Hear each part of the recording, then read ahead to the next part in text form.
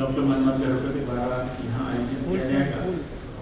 उनका विषय है वो है a moral and spiritual way of life. Yoga a moral and spiritual way of life. मैं उनके जीवन का संक्षिप्त परिचय यहाँ पर देना चाहूँगा।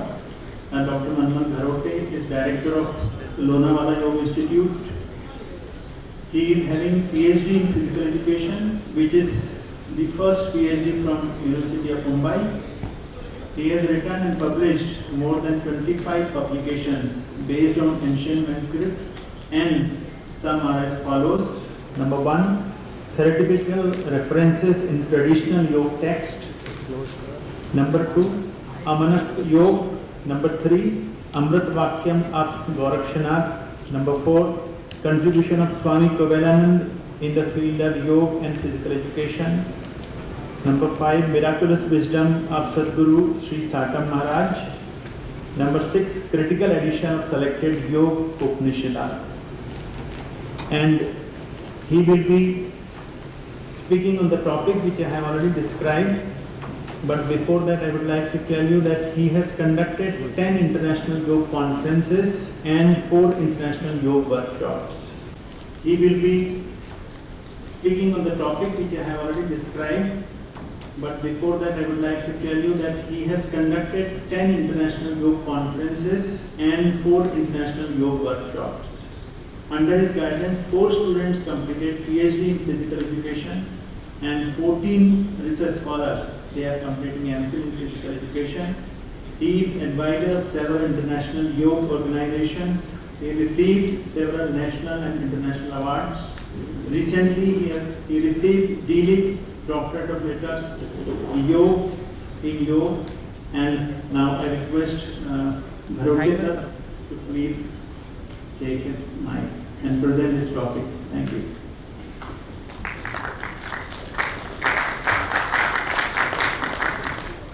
Very good morning and good afternoon to everyone. It is an honor for me to speak something about this topic. The topic today is yoga, a moral and spiritual way of life. दरअसल 30 minute में नैतिकता के बारे में कहना यह नैतिकता नहीं हो सकती, लेकिन अगर मैं बोल ना पाऊं तो ये भी नैतिकता नहीं हो सकती। इसलिए मैं कोशिश करूंगा कि 30 मिनट तक आपको इस विषय के बारे में जानकारी दूं। मुझसे पहले कई स्पीकर्स ने मेरा काम आसान कर दिया। राणा सर ने, प्रसाद जी ने मेरा काफी काम आसान कर दिया, तो उसी धागे को आगे लेकर मैं चलूंगा। और मेरा जो विषय है आज वो है yoga, a moral and spiritual way of life. Most of the people they delivered in Hindi, so I'll also speak in Hindi, so it is better for all of you to understand. So here, ये जो मेरा विषय है, जो moral और spiritual के बारे में योग क्या कहता है। मैं जानता हूं कि इकोसिस्टम के बारे में ये वर्कशॉप है, क्रीड़ा के माध्यम से भी आप इकोसिस्टम को बनाना चाहते हो, लेकिन जब हम इस विषय के बारे में बात करेंगे तो खास तौर पर 3 प्रश्नों के उत्तर हमें आज लेने हैं 30 मिनट में। एक चैलेंज है, लेकिन कोशिश करूंगा। तो प्रश्न यह है कि व्हाट इज योग, योग क्या है। दूसरा है what is morality and spirituality, नैतिकता और अध्यात्म ये क्या है। और तीसरा है योग क्यों आवश्यक है आज जब हम नैतिकता और अध्यात्म की बात करते हैं। दरअसल अगर हम देखेंगे तो तीनों संकल्पना जो संज्ञाएं हैं, योग, मोरालिटी, स्पिरिचुअलिटी, ये आपस में एक दूसरे से जुड़ी हुई है। ये कैसी जुड़ी हुई है ये हम बाद में देखेंगे, लेकिन उससे पहले हमें देखना होगा कि योग क्या है। अगर मैं कहूं मैं यहां सिखाने आया हूं योग क्या है, तो आप कहेंगे कि 100 में से 200 लोगों को पूछो तो आज वो बताएंगे योग क्या है। आप चौराहे पे चले जाओ और किसी को पूछो योग क्या है, तो वो कह देगा योग ये है। लेकिन एक प्रश्न मेरे मस्तिष्क में उत्पन्न हो रहा है कि क्या सचमुच लोगों को यह मालूम है क्या आज कि योग है क्या। जब तक हमें योग क्या है यह समझ में नहीं आता है, तब तक इसका इस्तेमाल हम नैतिकता और आध्यात्मिकता को बढ़ाने के लिए कर नहीं सकते हैं। तो योग क्या है? ये सबसे पहले हम समझने की कोशिश करेंगे। यहां पर हमें आज ये तय करना है कि योग को जो हम साइंस कह रहे हैं वो दरअसल होलिस्टिक साइंस है या होलिस्टिक साइंस है। अब मैं कहूंगा होलिस्टिक और मैं कहूंगा होलिस्टिक, तो हमें समझ में आना होगा दोनों का उत्तर क्या है। तो होलिस्टिक का मतलब क्या होता है? तो when you want to cure the patient, कोई बीमार है और उसको अगर आपको ठीक करना है तो उसको होलिस्टिक कहा जाता है। लेकिन होलिस्टिक का मतलब है सिर्फ क्योर नहीं, उसका मतलब है प्रमोशन, प्रिवेंशन एंड क्योर। अगर आप बीमार हो और आप बीमारी दूर करने के लिए इस्तेमाल करते हो तो ठीक है, लेकिन जो बीमार नहीं है उसको अगर ठीक करना है तो क्या करना होगा? इसको कहा जाता है बीमारी से बचाने के लिए जो उपाय किया जाता है उसको कहा जाता है प्रिवेंशन, रोकना। ये कैसे रोका जाएगा? हमारे अंदरूनी संस्थाएं जितनी हैं उनका कार्यमान बढ़ाकर। और अगर ये दोनों चीजें हम कर पाए तो सचमुच हम समाज को होलिस्टिक तरीके से तैयार कर सकते हैं। तो आज हमें तय करना होगा कि योग को हम सिर्फ होलिस्टिक के तौर पर इस्तेमाल करें या होलिस्टिक के तौर पर। तो यहां पर जब हम होलिस्टिक हेल्थ के बारे में बात करते हैं, होलिस्टिक इकोसिस्टम के बारे में बात करते हैं, आप सभी शारीरिक शिक्षण के विद्यार्थी हो, आपको मालूम है when we talk about any kind of personality, personality has 5 different aspects. व्यक्तिमत्व के 5 पहलू हैं। और कौन से हैं? शारीरिक, मानसिक, भावनिक, सामाजिक और आध्यात्मिक। दरअसल इसमें जो 5 पहलू हैं उसमें से एक पहलू ये स्थूल है, बचे हुए 5 पहलू ये सूक्ष्म है, बचे हुए 4। इसलिए हम ज्यादा से ज्यादा उस स्थूल पहलू को पर ध्यान देते हैं, हम सूक्ष्म पर ध्यान देते नहीं हैं। इसलिए आज योग विषय को सिर्फ हमने स्थूल लेवल पर ही लाके रखा है। लेकिन जब हम नैतिकता और अध्यात्म की बात करते हैं, ऐसे वक्त हमें यह समझना होगा कि नैतिकता और अध्यात्म ये स्थूल नहीं है, ये सूक्ष्म चीजें हैं। और अगर जीवन में इसका इस्तेमाल करना होगा तो हमें सूक्ष्म तरीके से ही इसको जीवन में अवलंब करना होगा। तो यहां पर जब मैं व्यक्तित्व के पहलू कहता हूं, वो शारीरिक है, मानसिक है, भावनिक है, सामाजिक है, आध्यात्मिक है। कोई इंसान आपको मिलेगा जो शारीरिक तौर पर सुदृढ़ है लेकिन मानसिक नहीं, कोई मिलेगा जो मानसिक तौर पर है लेकिन भावनिक नहीं, कोई शारीरिक तौर पर है लेकिन वो आध्यात्मिक नहीं, कोई शारीरिक तौर पर है लेकिन उसको समाज में कैसे रहना है इसका ज्ञान नहीं। तो कई लोग ऐसे हैं जो फिजिकली फिट हैं लेकिन mentally they are not fit. Some people are mentally fit but they don't know how to stable emotional personality. Some people are there, they are physically fit but they don't know how to behave in social arena.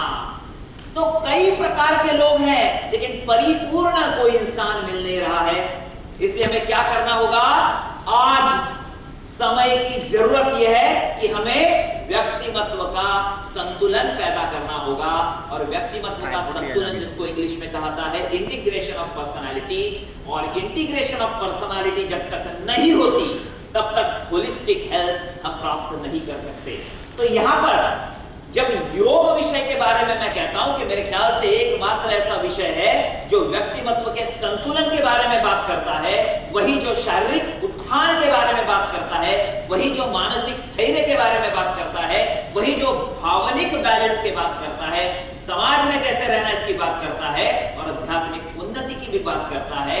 ऐसा एकमात्र विषय शायद इस पृथ्वी पर होगा और वो है योग। पर यहां पर फिर इतना आसान होने के बावजूद भी हमें क्यों नहीं समझ में आ रहा है योग क्या है? I really would like to appreciate Prasad sir when you said it is nothing to do with physical aspect. Unfortunately, we consider yoga just physical acrobatics. We consider it just for reduction of 2 kg weight. We consider it just to develop our flexibility. Sorry to say. If you consider this, then this is not the platform to speak. But I am very happy, Rana sir, when you explain about the mental aspect. And that is the key. मन ये की है। याद रखना, राह तो सीधी है पर मोड़ सारे मन के हैं। What is life? Life is mind game. Whether it is yoga, whether it is day-to-day life, whether it is sports. But आगे जाके बात करेंगे। तो यहाँ पर जब योग की बात करते हैं हमें 3 फंडामेंटल प्रिंसिपल्स के बारे में पता होना चाहिए। पहला, पार्ट एंड होल रिलेशनशिप, दूसरा रिलेशनशिप बिटवीन डिफरेंट पार्ट्स, और तीसरा equality of all the parts. अगर ये 3 प्रिंसिपल आज आपको समझ में आ गए तो आपको समझ में आएगा योग किस लिए है, वरना हम सिर्फ हाथ पैर हिलाते रहेंगे और 2 किलो वजन कम करते ही रहेंगे। हमें समझना होगा आज कि योग क्यों है, और जब हम राष्ट्र निर्माण की बात करते हैं तो राष्ट्र सिर्फ शरीर से नहीं होता है, राष्ट्र जब व्यक्तिमत्व का संतुलन होता है तभी निर्माण होता है। बहुत बड़ा कार्य है, लेकिन फिर भी ये आसान है, क्योंकि अगर ये फंडामेंटल आइडिया हमें समझ में आ गई। यहां पर व्यक्तिमत्व के 5 पहलू है, और हम देखेंगे तीनों रूल्स जो है, नियम, ये व्यक्तिमत्व के लिए कैसे उपयोगी हैं। तो पहला है पार्ट एंड होल रिलेशनशिप। इसका मतलब आपके पूरे व्यक्तिमत्व से शारीरिक व्यक्तिमत्व भी जुड़ा है, मानसिक भी जुड़ा है, भावनिक भी जुड़ा है, सामाजिक भी जुड़ा है और आध्यात्मिक भी जुड़ा है। दूसरा क्या है, part relationship between different parts. शारीरिक व्यक्तिमत्व ये मानसिक से रिलेटेड है, मानसिक ये भावनिक से है, भावनिक ये सामाजिक से है, सामाजिक ये आध्यात्मिक, हर एक व्यक्तिमत्व एक दूसरे से जुड़ा है। और तीसरा रूल क्या है, equality of all the parts. दुनिया का प्रॉब्लम यही है, क्योंकि उन्हें यही मालूम नहीं कि 5 व्यक्तिमत्व के पहलू इक्वली इंपॉर्टेंट है। ये क्यों नहीं समझ में आ रहा है, क्योंकि शारीरिक व्यक्तिमत्व ये स्थूल व्यक्तिमत्व है, और मानसिक, भावनिक, सामाजिक और आध्यात्मिक ये सूक्ष्म है, और सूक्ष्म चीजें पता नहीं चलती। इसके लिए आज योग को सिर्फ शरीर के माध्यम पे लाके रखा है। हमें मन का भी सोचना है, भावनाओं का भी सोचना है, समाज का भी सोचना है और अध्यात्म का भी सोचना है। तो यहां पर अगर यह समझ में आया है तो इतना आसान 7 मिनट में मैंने समझाया, फिर भी समाज ये होलिस्टिक हेल्थ क्यों नहीं हासिल कर पा रहा है? If we understood within 7 minutes, why we are not capable to achieve this integrated personality? और इसका कारण है हमारे अंदर ही एक शत्रु है, one enemy is there inside us, और उसको कहा जाता है मन। इसलिए मैंने कहा राह तो सीधी है, लेकिन मोड़ सारे मन के हैं। ये मन नचाएगा आपको, आप कहोगे मन को बैठ जा, वो कहेगा नहीं बैठता, फिर कहोगे अच्छा खड़े हो जा, फिर कहेगा वो नहीं अब बैठूंगा। ये मन आपको नचाएगा। आज आपको तय करना है कि आप मन के गुलाम हो या मन के मालिक हो। आज आपको तय करना है।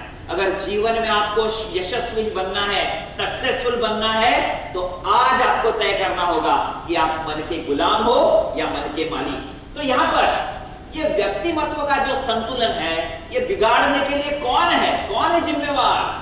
और उसका नाम है मन। हम उसको दोस्त समझ रहे हैं, लेकिन वो है शत्रु। तो यहां पर क्या हो रहा है, योग विषय किस लिए? क्योंकि हार जीत का फासला कौन तय करता है? मन। सुख दुख का फासला कौन तय करता है? मन। सत्य और असत्य का फासला कौन तय करता है? मन। इसलिए जब तक इस मन के आप मालिक नहीं बनोगे, तब तक आपके जीवन में विजय प्राप्त नहीं होगी। तो योग क्यों? योग की हर एक प्रक्रिया किस लिए है? और योग की हर एक प्रक्रिया सिर्फ एक ही चीज के लिए है, और वो है सिर्फ मन। यहां पर पुराने संदर्भ में देना नहीं चाहता हूं, लेकिन योग के बारे में जो व्याख्या की जाती है उसको कहा जाता है योगः चित्त वृत्ति निरोधा। इसका मतलब है चित्त में उत्पन्न होने वाली वृत्तियों का निरोध करना। तो यहाँ पर योग विषय किस लिए है? कोई फिजिकली फिट नहीं है उसके लिए भी योग है, कोई मेंटली नहीं है उसके लिए भी योग है, कोई भावनिक तौर पर स्थिर नहीं है उसके लिए भी योग है, कोई सामाजिक तौर पर, कोई आध्यात्मिक तौर पर नहीं है, उन सभी के लिए योग है। दवा 1, इलाज 5। अगर इस योग को आपने समझ लिया तो आपका व्यक्तिमत्व संतुलित हो जाएगा, और जिसका व्यक्तिमत्व संतुलित हो जाएगा वो नैतिकता के मार्ग पे चलेगा, वही अध्यात्म के मार्ग पर चल सकता है। तो यहाँ पर मैंने कहा कि जो मन है ये आपके 5 व्यक्तिमत्व पर परिणाम करता है। अगर ऐसा है तो आज हमें मन के बारे में समझना आवश्यक है, क्योंकि जब तक मन को नहीं समझते तब तक हम कुछ नहीं कर सकते। इसलिए मन को समझेंगे। यहां पर देखिए, ये जो मन है, the mind which is culprit, ये दुश्मन है। उसके कारण ना तो हमें जीवन में मोरालिटी समझ रही है, ना तो हमें योग क्या है ये समझ रहा है, और ना ही हम स्पिरिचुअलिटी जीवन में अप्लाई कर सकते हैं। So all the three things, morality, yoga and spirituality, all are related to your mind. अगर मन ऐसा है तो आप विश्वास नहीं करोगे कि ये मन आपको कैसे नचा रहा है। मैं कुछ उदाहरण दूंगा भी, और अगर वो उदाहरण आपके बारे में होंगे तो बताना नहीं, सिर्फ मन ही मन में मुस्कुरा देना कि शायद आप ऐसा करते हो क्या। बोलने की जरूरत नहीं, क्योंकि सुनने की मेरी ताकत नहीं, इसलिए आप सिर्फ मन ही मन मुस्कुराना। ये मन कैसे लेयर्स में काम करता है, different layers are there of your mind. ये मन कैसे नचा रहा है, और हजारों लेयर्स हैं, मैं सिर्फ 7 लेयर की बात करूंगा। तो यहाँ पर अलग अलग प्रकार के लेयर्स हैं, यानी सतह है जो आपका मन काम कर रहा है, उसको कहा जाता है, ये टेक्निकल टर्म्स है, मैं आपको आसानी से समझा दूंगा। पहला इसको कहा जाता है पेरिफेरल माइंड, दूसरे को कहा जाता है intensive mind, intrinsic mind, additional mind, cloud stand mind, obscure mind, obtuse mind. Karwande sir को मैं बोलूंगा, वक्त खत्म हो गया तो हाथ ऊपर कर लेना, मैं तुरंत रुक जाता हूं। अलग अलग प्रकार के लेयर्स हैं, लेयर्स। आपको सिर्फ ये तय करना है कि क्या आपके साथ ऐसा हो रहा है क्या, और अगर होता होगा तो बताना नहीं, सिर्फ मन ही मन मुस्कुराना है। तो यहां पर पहला है पेरिफेरल माइंड। कई बार ऐसे होता है कि हम बहुत कुछ कहना चाहते हैं, we want to say something but without consideration, बस बोल देते हैं, बोलना है इसके लिए बोल देते हैं, कोई भी टॉपिक हम बोल देते हैं, पता कुछ नहीं होता है पर हम बोल जरूर देते हैं। ऐसा होता है क्या? एक माइंड की लेयर आपके साथ काम करती है। दूसरी लेयर क्या हो रहा है? Intensive mind. Sometimes we think, we analyse and then we speak. दूसरी लेवल मन की काम करती है। तीसरी है, क्या ऐसा भी होता है कि आपके साथ intrinsic mind, think, analyse but से एज पर दी सिचुएशन। कभी कभी ऐसा होता है क्या, आप काम कर रहे हो कहीं जगह पर, नौकरी करते हो, जो आपका मालिक होता है वो बड़ा शरारती होता है, तकलीफ देता है, लेकिन आपसे पूछता है मैं कैसा हूं, तो आप ये नहीं कह पाते हो कि आप खराब हो, तो आप कैसे कहते हो? सर आप जैसा इंसान इस दुनिया में कुछ नहीं। आपकी लेयर काम कर रही है लेकिन आप बोलते नहीं हो। Abysmal minds, thoughts are already stored, topic कुछ और ही होगा और आप पहले ही सोच कर आए हो कि मुझे ये बोलना है। ये कौन काम कर रहा है? ये भी आपकी एक माइंड की लेयर है। ऐसा होता है तो आपका माइंड काम करता है। ये तो बड़ा है इंटरेस्टिंग। क्लाउड स्टैंड, मन ही मन में हंसना नहीं, क्लाउड स्टैंड माइंड समझ के वो क्या कह रहा है? You know but you want to hide from the others. कई बार आपको चीज पता जरूर होती है लेकिन आप दूसरों से छुपाने की कोशिश करते हो। उसके बाद facts want to know but hidden by itself. और आखिर में तो बड़ा इंटरेस्टिंग लेयर है ऑब्ट्यूज माइंड। वो क्या करता है? We don't know that we don't know। कई बार हमें यही मालूम नहीं कि मुझे मालूम नहीं। हम कई बार उस बात को ऐसे कहते हैं कि मुझे सब कुछ मालूम है। इसलिए शायद भगवान ने एक मुंह दिया है और 2 कान दिए हैं, क्योंकि जितना बोलना है उससे डबल सुना करो। क्योंकि जब बोलोगे तो आपको जो मालूम होगा वही बोलोगे, लेकिन जब सुनोगे तो आपको जो मालूम नहीं होगा वो सुनोगे। इसलिए सुनने की आदत होना यह भी एक क्वालिटी आपकी नैतिकता को दर्शाता है। तो ये अलग अलग प्रकार के मन हैं।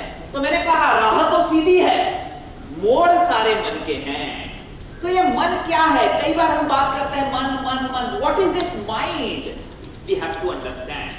और mind is like a beehive. एक मधुमक्खी का जो छत्ता होता है उस प्रकार से मन है। अब क्या हो रहा है? जितने भी सेंस ऑर्गन्स आपके हैं वो बाहर भाग रहे हैं और बाहर से चीजों को कलेक्ट कर रहे हैं और मन के अंदर डंप कर रहे हैं। जो भी सेंस ऑर्गन से, आपकी आंखें, आपके कान, आपको मालूम है, आईज, ईयर्स, नोज, टंग, ये जितने भी सेंस ऑर्गन से, they collect the information from external world and dump in the mind, और उसके बाद खेल शुरू होता है। क्यों नैतिकता से और क्यों अध्यात्म से हम दूर जा रहे हैं?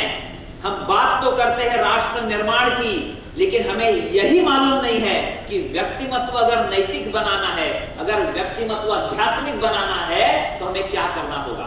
तो यहां पर देखना है क्या हो रहा है कि जैसे सभी सेंस ऑर्गन्स ने बाहर की दुनिया से पूरा नॉलेज कलेक्ट किया और pass on to the mind, जैसे ही माइंड को जाता है उसके बाद give rise to the thoughts.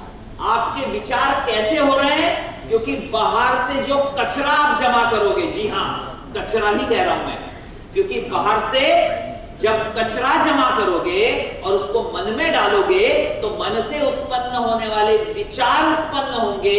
उसके बाद क्या होगा?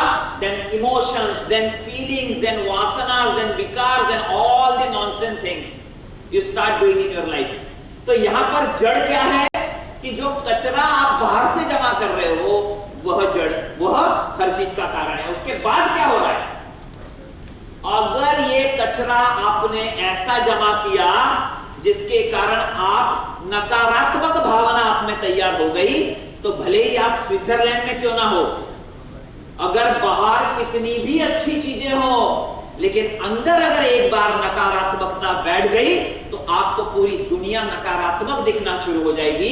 लेकिन अगर आप में इमोशन सकारात्मक हो गए तो भले ही कितना भी डिजास्टर बाहर हो, आप उस डिजास्टर को बदलने का सामर्थ्य आप में होगा। इसलिए जैसे दृष्टि वैसे सृष्टि, ऐसा कहा जाता है। जो आपकी नजर होगी उस हिसाब से आप समाज को देखोगे। और यह नजर कैसे पैदा होती है? आपके मन की स्थिति के अनुसार। इसलिए जो भी खेल है, खेल का जो खेल है वो भी मन से जुड़ा है, और जीवन का भी जो खेल है वह भी मन से ही जुड़ा हुआ है। तो यहां पर ये मेरा कोटेशन नहीं है, हमारे सभी ग्रंथ वही बात कह रहे हैं। क्या कह रहे हैं? भगवद गीता, बंधुरात्मा नमस्तस्य येनात्मे वात्मनः जिता अनात्मनस्तु शत्रुत्वे वर्ते तात्मेव शत्रुवत्। What a beautiful quotation suggested by Lord Krishna to Arjun। क्या है इसमें? For the one who has conquered the mind is the best friend, but for one who has failed to do so, his very mind will be his greatest enemy। अगर आपका मन आपका मित्र है तो आप यश प्राप्त कर सकते हो, लेकिन ये जो मन है ये आपका दुश्मन हो गया तो आप कुछ भी कर लो, आपको कुछ फायदा नहीं होगा। इसलिए मन को ट्रेनिंग देना आवश्यक है। ये जब तक हमें नहीं समझता है तब तक हम आगे नहीं जाएंगे। ये चार्ट अगर आपको समझ में आ गया तो आप जीत गए। अगर ये चार्ट समझ में नहीं आया तो जीवन भर सिर्फ हाथ पैर हिलाते रहोगे और आगे नहीं जाओगे। तो यहां पर देखना है, व्यक्तिमत्व के 5 पहलू हैं।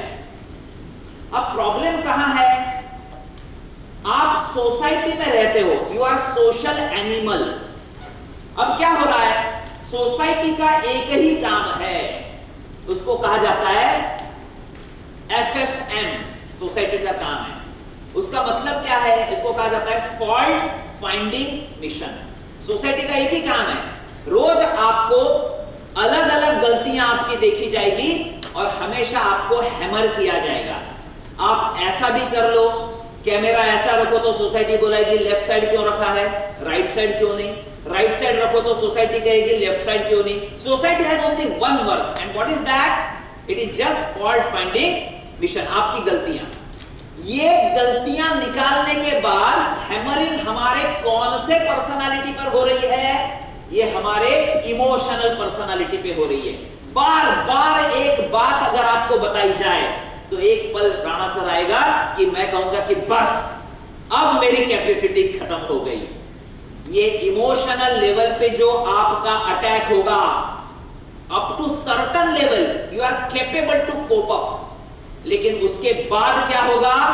अब आपकी इमोशनल लेवल भर जाएगी पर हमें आज तक यही सिखाया नहीं स्कूल में या कहीं भी कि अगर इमोशनल स्टेट डिस्टर्ब होती है तो उसको करना क्या है, कुछ नहीं सिखाया। लेकिन body is a beautiful machine, ये बॉडी एक बहुत ही अच्छी मशीन है ईश्वर ने जो बनाई है।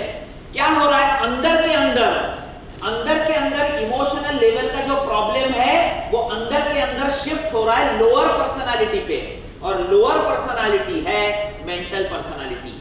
कुछ हद तक आप सुकून महसूस करते हो, लेकिन समाज की तो आदत है हमेशा हथौड़ा लेकर ही बैठा है, तो वो आपको फिर अटैक कर रहा है बार बार, और अब मेंटल लेवल भी फुल हो गई और लोअर लेवल पे प्रॉब्लम आ गए, वो है फिजिकल लेवल। अब यहां पे ध्यान देना है, प्रॉब्लम कहां थे? इमोशनल लेवल पे। शिफ्ट कहां पे हुए? मेंटल लेवल पे। लेकिन मेंटल लेवल से प्रॉब्लम शिफ्ट नहीं हुए फिजिकल पे, यहां पे सिर्फ उसके सिम्टम्स शिफ्ट हुए, प्रॉब्लम अभी भी मेंटल लेवल पे है। तो ट्रीटमेंट कहां पे चलनी चाहिए? ये ट्रीटमेंट होनी चाहिए आपके माइंड लेवल पर, और माइंड लेवल ये सूक्ष्म लेवल है, इसलिए हमें सूक्ष्म प्रैक्टिसेस कुछ करनी चाहिए। इसलिए योग विषय जो भी हम शरीर से करते हैं वो शरीर के लिए नहीं है, वो मन के लिए है और भावनाओं के लिए है। That's why yoga is not physical acrobatics, it is psychophysical in nature। करते तो हो शरीर से, लेकिन इसका परिणाम कहां पर हो रहा है? मन के ऊपर। क्यों? क्योंकि फिर एक बार कहता हूं, राह तो सीधी है, मोड़ सारे मन के हैं। ये बात जिसने समझ में आ गई वो तो जीत गया। और ऊपर से जो स्पिरिचुअल प्रैक्टिसेस हैं, जैसे आप साधना करते हो, सर ने कहा, जैसे स्पीच में या देवी सर्वभूतेषु शक्ति रूपेण संस्थिता, सर ने कहा, या फिर हनुमान जी का स्मरण किया, मनोजवम मारुततुल्य वेगम जितेंद्रियम बुद्धिमताम वरिष्ठम। ये क्या है? ये स्पिरिचुअली आप खुद को बूस्ट करते हो, और जैसे आप स्पिरिचुअली बूस्ट हो जाते हो, समाज का जो प्रॉब्लम आपके ऊपर होता है वो डाइल्यूट हो जाता है। तो नीचे से आप शरीर के माध्यम से योगिक प्रैक्टिसेस करते हो, ऊपर से स्पिरिचुअल तरीके से करते हो। ये जिसे समझ में आ गया वो तो इस व्यवहार में भी साधु बन गया, लेकिन ये जिसे समझ में नहीं आया वो बस अपने बालों को नोच रहा है। इसलिए योग ये सिर्फ शरीर का माध्यम नहीं है, शरीर द्वारा करना है आपको, शरीर के लिए नहीं है। यहां पर ये बात समझ में लाना बहुत जरूरी है। जो भी डिजीज हमें हो रहे हैं, हम तो होलिस्टिक हेल्थ की बात कर रहे हैं, लेकिन जो डिजीज हो रहे हैं ये समझना आवश्यक है कि हमारी सभी एक्टिविटी ये मेंटल एक्टिविटी है। क्यों मेंटल एक्टिविटी है? क्योंकि हर एक एक्टिविटी में मन है, मन। और अगर हर एक एक्टिविटी में मन है तो ट्रेनिंग कहां देनी चाहिए? मन को देनी चाहिए। आग लगी है आपके घर में, बुझाने के लिए बम पड़ोसी के घर में लाया, what is the use of that? So you have to understand the problem, if it is at the mind, you have to treat the mind। और उसके बाद क्या होता है? अगर वो माइंड को ट्रीटमेंट नहीं मिली, आजकल 990 या 95% मेडिकल साइंस भी कहता है कि हर एक रोग कहां पर है? मन में है। और इसलिए योग विषय की क्यों आवश्यकता दुनिया भर में है आज? मन के लिए है, सिर्फ शरीर के लिए नहीं है। तो यहां पर ये सभी हमारे मित्र हैं, हम जान रहे हैं आजकल ये एंजाइटी है, फोबियाज हैं, निगेटिविटी है, ये सभी चीजों के कारण हमारा जो मन है वो अस्थिर हो रहा है। ये रिकॉर्ड दिखाऊंगा, डरावनी स्थिति है आज, ये डरावनी स्थिति है। बदकिस्मती से हम शर्मिंदगी महसूस करते हैं जब मन के बारे में बात करते हैं हमारे देश में। हम अगर कहते हैं कि कोई मानसिक रूप पर बीमार है, कोई बताने के लिए तैयार नहीं है। ये WHO का रिजल्ट बता रहा हूं मैं, क्या कह रहा है वो? उन्होंने कहा है कि 1/6 of the people in India they are suffering with mind problems. और ये डिटेल्स पैंडेमिक से पहले है, पैंडेमिक के बाद क्या हुआ है वो मालूम नहीं। इसलिए हमें मन के ऊपर सोचना चाहिए। और एक पॉइंट यहां पर जाते जाते मैं कहूंगा, प्रसाद सर ने कहा कि सिर्फ हमें शरीर से नहीं, हमारा राष्ट्र निर्माण है, व्यक्तिमत्व का निर्माण है। और व्यक्तिमत्व का निर्माण, राणा सर आप जानते हैं कि एक दिन में नहीं होता है। व्यक्तिमत्व अगर आपको बनाना है तो व्यक्तिमत्व कैसे बनता है? अगर आपको नैतिक व्यक्तिमत्व बनाना है, आपको आध्यात्मिक व्यक्तिमत्व बनाना है, तो कैसे बनता है? There are 4 things you have to understand। 4 चीजें। एक थिंकिंग, दूसरा एक्शन, तीसरा हैबिट, चौथा character. As you think so you act, action leads to habit and then habits forms the character. जैसा सोचोगे वैसी आपकी कृति होगी, जैसे कृति होगी वैसे आपकी आदत होगी, जैसे आदत होगी वैसे आपका व्यक्तिमत्व होगा। व्यक्तिमत्व एक दिन में नहीं बढ़ेगा, इसलिए थिंकिंग प्रॉपर होनी चाहिए और प्रॉपर थिंकिंग तभी होगी जब आपका मन स्थिर होगा, और जब मन स्थिर होगा तभी नैतिकता पता चलेगी, वरना यह नैतिकता और अध्यात्म पता नहीं चलने वाला है। तो यहां पर ये जो निगेटिव पॉजिटिव चल रहा है वृत्ति, उसको हम रोकेंगे कैसे, एक बड़ा प्रश्न है। नैतिकता के बारे में हम सुनते हैं लेकिन जीवन में उत्पन्न नहीं कर सकते। अध्यात्म के बारे में कई चर्चाएं होती है लेकिन हमारे जीवन में उसको हम नहीं ला सकते। तो क्या करना है? एक रेडी रेकनर दे रहा हूं आपने। Ready reckoner, it is a physical education term, you know, it is a ready reckoner of spirituality I am giving to you. आपको सिर्फ सोचना है आज आपका बिहेवियर कैसा है, उससे पता चलेगा कि आप पॉजिटिव सोच रहे हो या आप निगेटिव सोच रहे हो। तो यहां पर पॉजिटिव, अगर आपका होलिस्टिक विजन है, अगर डीप पर्पस है, अगर रिस्पॉन्सिबल एटीट्यूड है, अगर इफेक्टिव अंडरस्टैंडिंग है, अगर स्टडी कमिटमेंट है, तो डेफिनेटली आप पॉजिटिव तौर पर जा रहे हो। अगर आपके पास आज ब्रोकन विजन है, distracted purpose, shaky attitude, doubtful understanding, ये सभी है तो आप पॉजिटिव और निगेटिव में हो। और अगर आपके पास नो विजन है जीवन में, आपके पास शॉर्ट टर्म पर्पस है, डिस्ट्रक्टिव एटीट्यूड है, डार्क अंडरस्टैंडिंग है, ये अगर सभी चीजें हैं तो बी केयरफुल। आपको कुछ ऐसा करना होगा जिसके द्वारा नकारात्मकता को आप सकारात्मक में परावर्तित करो। तो ये आपके जीवन का आज एम होगा। You should know how to transform the negativity into positivity, और इसके लिए योग आपको आसान है। कई ग्रंथों का जो योग विषय के बारे में बताया गया, वो सभी ग्रंथ वही बात कहते हैं जो अध्यात्म के बारे में और मॉरलिटी के बारे में। जाते जाते ये कहूंगा कि जब हम ट्रेडिशनल की बात करते हैं, हमारे सत्पुरुषों ने सब कुछ लिख के रखा है, और मुझे अवसर प्राप्त हुआ कई ग्रंथों पे काम करने का, जिसको कहते हैं ये पुराने हस्तलिखित पांडुलिपियां। कभी आपने देखी होगी पांडुलिपियां, आप देख सकते हो, ये हमारी धरोहर है, बहुत ही ब्रूटल है। इसको आप देखिए तो आपको पता चलेगा दुनिया हमारे पास क्यों आ रही है, और इसका कारण है हमारी पांडुलिपियां। ये पांडुलिपियां लिखा हुआ नाम, जितनी भी चीजें हैं, कई ग्रंथों का प्रकाशन करने का अवसर प्राप्त हुआ, और ये जितने भी ग्रंथ हैं वो यही बात कहते हैं कि मॉरलिटी और स्पिरिचुअलिटी। तो यहां पर ये सभी ग्रंथों में एक ही बात बताई गई है कि आपको अगर पर्सनालिटी को इंटीग्रेटेड करना है, अगर पर्सनालिटी को आपको इंटीग्रेटेड करना है तो आपको क्या करना होगा? आपको मन को स्थिर करना होगा, और उसके लिए योग विषय में कई प्रक्रिया हैं। फिर यम है, नियम है, आसन है, प्राणायाम है, प्रत्याहार, ये किसी और दिन हम चर्चा करेंगे, टॉपिक बहुत बड़ा है। लेकिन ये योग विषय किस लिए है? सिर्फ 2 किलो वजन करने के लिए नहीं। रख दीजिए, कोई बात नहीं, थैंक यू। यहां पर इसलिए योग विषय है, और उसके बाद अगर हम योग विषय करेंगे तो डेफिनेटली मन स्थिर होगा। मन स्थिर होगा तो सभी दुख कम होंगे, सभी दुख कम होंगे तो इंप्योरिटी कम होगी, इंप्योरिटी कम हो गई तो मॉरलिटी और स्पिरिचुअलिटी क्या है ये समझ में आएगा, और उसके बाद प्रॉपर होलिस्टिक हेल्थ हमें प्राप्त हो जाएगी। इसलिए योग क्या है ये मैंने शुरुआत की थी, और मैं बताना चाहूंगा sir, with your kind permission. Unfortunately, we people are not capable to understand what yoga is. जब हमारे सत्पुरुषों ने योग को पैदा किया, उस वक्त just last 1 minute I will take. तो उस वक्त योग या आध्यात्मिक योग के बारे में जाना जाता था। आध्यात्मिक का मतलब है अधिआत्म, अंदर के तरफ का प्रवास, आत्मा की पहचान। उसके बाद इसका स्वरूप बदलता गया, फिर वो नैतिक योग पर आया। योग को नैतिक तौर पर इस्तेमाल करने लगे। उसके बाद उसका स्वरूप बदला और लोगों ने सिर्फ बुद्धि के तौर पर इसको इस्तेमाल करना शुरू किया।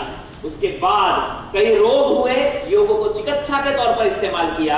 उसके बाद एक व्यायाम के तौर पर आया, उसके बाद क्रीड़ा आया और आज स्पर्धा के तौर पर है। मुझे ये मालूम नहीं, ये प्लेटफॉर्म में इस्तेमाल कर रहा हूं आपके परमिशन से, मुझे ये मालूम नहीं कि ये डाउनफॉल है या ये डेवलपमेंट है।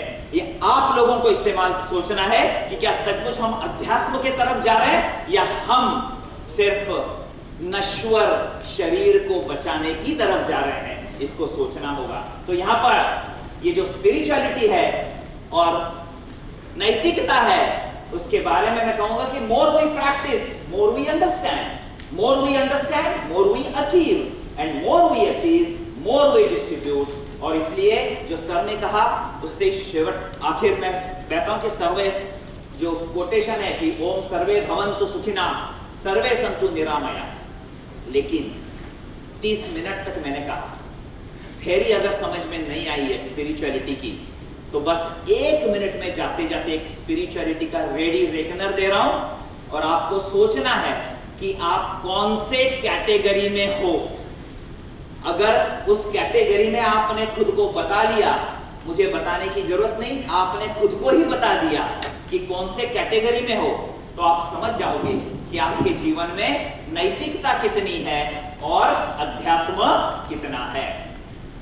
समाज में 4 प्रकार के लोग मिलेंगे, 5वां मिलने वाला नहीं है। 4 प्रकार के लोग आपको तय करना है आप किस में हो। समाज में 4 प्रकार के लोग मिलेंगे। पहला कहेगा कि मुझे जीवन में कुछ नहीं मिला तो भी चलेगा, पर तुझे मिलने दे, पहला व्यक्ति होगा। दूसरा कहेगा मुझे भी मिलने दो, तुम्हें भी मिलने दो, I should get, you should get. तीसरा होगा जो कहेगा कि सब चीज सिर्फ मुझे ही मिलने दो, किसी और को ना मिले। और चौथा इंसान वो होगा जो कहेगा मुझे नहीं मिला तो भी चलेगा, लेकिन उसे ना मिलने दो। आपको सोचना है आप कौन से कैटेगरी में हो। अगर आप चौथी में हो, योग इसलिए कि चौथे से तीसरे में आना है, तीसरे से दूसरे में आना है। लेकिन मैं उम्मीद करता हूं आप सभी फिजिकल एजुकेशन के हो, महानुभाव आप सभी योग के हो, तो निश्चित ही आप पहले कैटेगरी में हो। उसको बरकरार रखना यहाँ पर, और जब आप बरकरार रखोगे तो ये जो हमारा वेदों का वचन है वसुधैव कुटुंबकम, वो आसान हो जाएगा, क्योंकि वसुधैव कुटुंबकम ही हमें मालूम है, उससे पहली वाली लाइन हमें मालूम नहीं है। उसको भी याद रखना, अयम बंधु रयम नेति गणनाम लघु चेतसा उदार चतुरानाम तु वसुधैव कुटुंबकम। I very humbly convey thank you very much. The time was very short, but I hope my message reached to all of you. Please continue on the path of spirituality. Please continue on the path of नैतिकता, so that अगर आप सुधर गए तो समाज सुधरेगा, समाज सुधर गया तो देश सुधरेगा, और देश सुधर गया तो दुनिया। I very humbly convey thank you very much for this training. I very humbly convey thanks to Krida Bharati for getting this opportunity. Although time was very short, but still thank you very much. Om Shanti Shanti Shanti.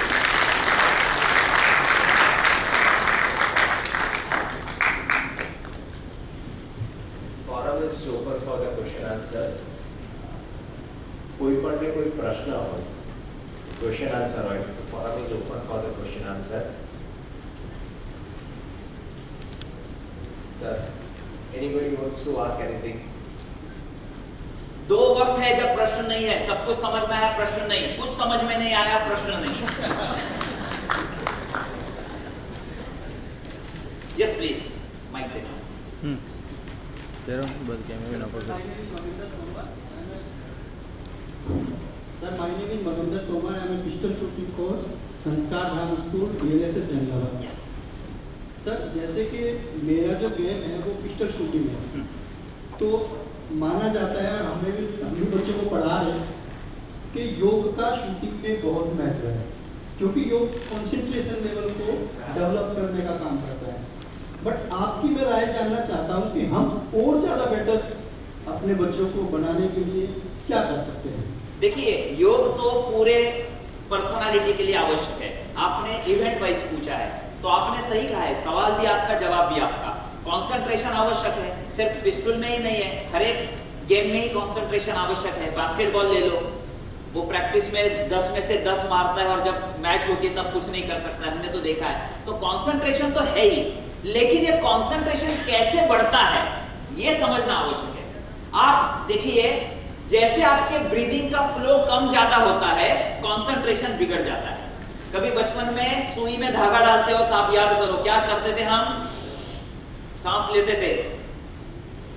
तो जब हम breath control करेंगे तो it is easy to achieve concentration, and definitely concentration is very very essential in each and every game. Some practices are there, for example breathing practices are there, pranayamic breathing is there, but to support pranayam some asanas are also there and some cleansing process. Once again, thank you very much VC sir for the support. Pina Bharati, thank you very much. Sir, I now request Karate sir to felicitate Karate sir with the memento and his Bhagavad Gita. So I'll request Karate sir only. Sir, कल बैठक में जो मार्गदर्शन मिला कि expert को introduce करेंगे और उनका भी सम्मान करेंगे, उस विषय को आगे बढ़ाते हुए